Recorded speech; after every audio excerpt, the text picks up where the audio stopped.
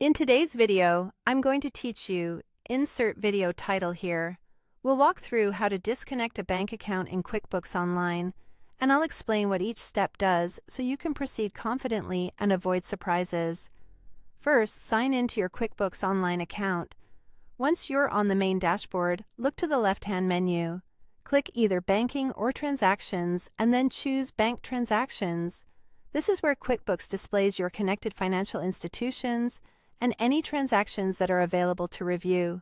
If you don't see your bank right away, don't worry. This page lets you switch between accounts. Next, select the specific bank account you want to remove from automatic updates. At the top of the page, you'll see tiles or a drop-down list for your connected accounts. Click on the tile or pick the account from the drop-down.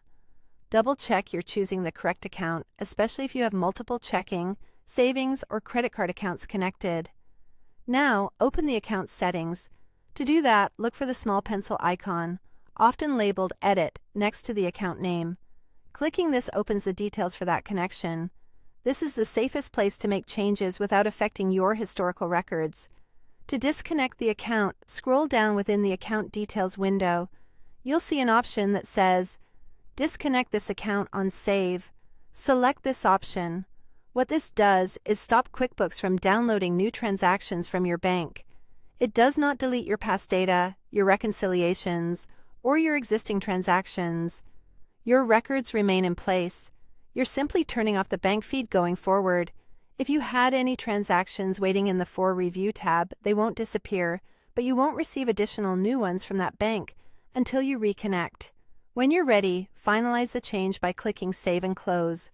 QuickBooks will apply the update and return you to your banking page. From this point on, you won't see new transactions automatically flow in for that account. If you ever need to resume automatic updates in the future, you can reconnect the account by going back to banking and following the standard connect process. A couple of quick tips as you wrap up.